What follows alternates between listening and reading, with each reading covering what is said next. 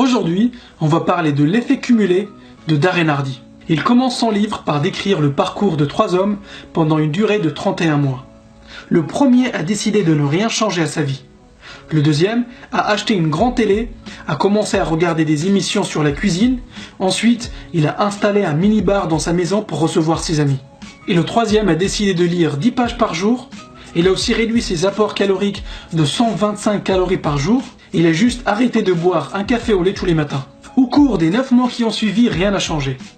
Il n'y a aucune différence entre les 3 amis.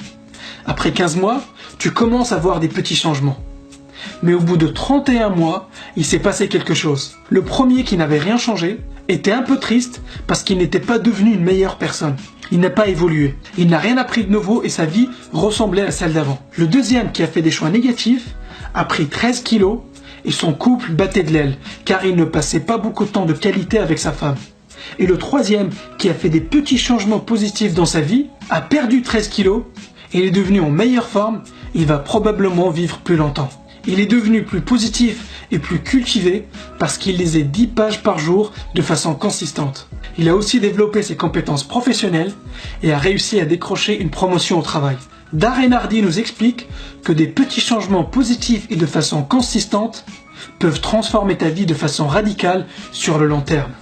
Il explique que la première chose à faire est de prendre la totale responsabilité de là où tu es. La plupart des gens préfèrent pointer du doigt des facteurs extérieurs pour justifier leur état actuel, que ce soit l'état de leur santé, de leurs finances ou leur situation familiale. Combien de fois tu as entendu des gens dire « Ah, c'est la faute du gouvernement » ou « c'est la faute de mes parents » ou « c'est la faute de mon conjoint ». Darren Hardy nous explique que le jour où tu prends la totale responsabilité de ta vie ou de ce qui t'arrive, tu feras le premier pas vers ton succès. Car il ne croit pas en la chance. Il explique que la chance arrive quand la préparation rencontre une opportunité. Darren Hardy insiste beaucoup sur l'importance du momentum qu'il appelle Big Mo dans son livre. Pour expliquer ça, il donne l'analogie de la fusée qui décolle. Elle dépense 80% de son énergie au décollage dans les 2 ou 3 premières minutes, car elle a besoin de toute cette énergie pour quitter le sol.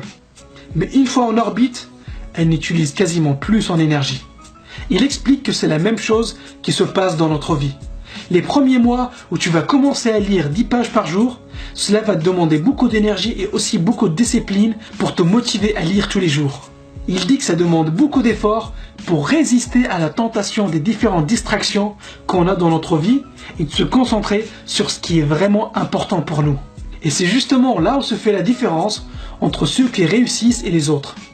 Ta mission est d'éliminer toutes les influences négatives de ton environnement pour créer un environnement propice à la productivité et l'efficacité. Tu dois garder une trajectoire positive dans la direction de tes objectifs. Pour cela, tu dois apprendre à réagir aux influences qui t'entourent pour rester sur la bonne trajectoire vers ton succès. Et voici les 3 types d'influences ou forces qui t'entourent. Interne, ce qui se passe dans ta tête et aussi ceux avec quoi tu nourris ton esprit. Association, les personnes avec lesquelles tu passes du temps. Et ton environnement. Si tu veux optimiser les performances de ton cerveau, tu dois être super vigilant quant au type d'informations que tu envoies à ton cerveau. Car c'est ce qui nourrit ton esprit. Et c'est d'autant plus difficile que les informations que ton cerveau reçoit sont inconscientes. En fait, notre cerveau n'a pas pour mission de nous rendre plus heureux ou plus riches. En fait, il s'en tape de ça. Son but est la survie. Il est toujours à l'affût du moindre signe de danger ou menace. D'ailleurs, c'est pour ça que les journaux diffusent en permanence de mauvaises nouvelles. Car on regarde de façon beaucoup plus attentive quand c'est une mauvaise nouvelle ou un fait divers. Ce type d'information négative a un effet néfaste sur notre cerveau. Car celui-ci va se concentrer sur les mauvaises nouvelles au lieu de se concentrer sur tes objectifs. C'est pour cette raison qu'il faut faire attention à bien filtrer ce que tu regardes, ce que tu écoutes, avec qui tu traînes, tes sujets de discussion, etc. Donc pose-toi la question, avec quelle personne tu passes la plupart de ton temps? Car les sujets de tes conversations déterminent la qualité de ta vie.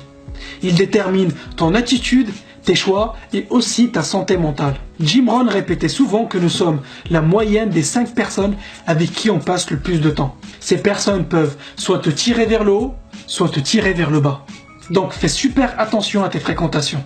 Et il finit d'ailleurs son livre par une citation de Jim Rohn qui disait « N'espère pas que les choses soient plus faciles, mais espère plutôt d'être meilleur. » En d'autres mots, ne blâme pas les autres pour ce qui t'arrive. Trouve plutôt des pistes d'amélioration dans tous les domaines de ta vie. La meilleure façon pour prédire le futur est de le créer. La conclusion de ce livre, c'est que le changement ne doit pas forcément être radical. Tu peux faire des petits changements dans ta vie de tous les jours qui, sur le long terme, auront un impact gigantesque grâce à l'effet cumulé. J'espère que tu as aimé cette vidéo, dis-moi ce que tu en penses dans les commentaires et si tu veux recevoir d'autres résumés de livres comme celui-ci, abonne-toi à la chaîne.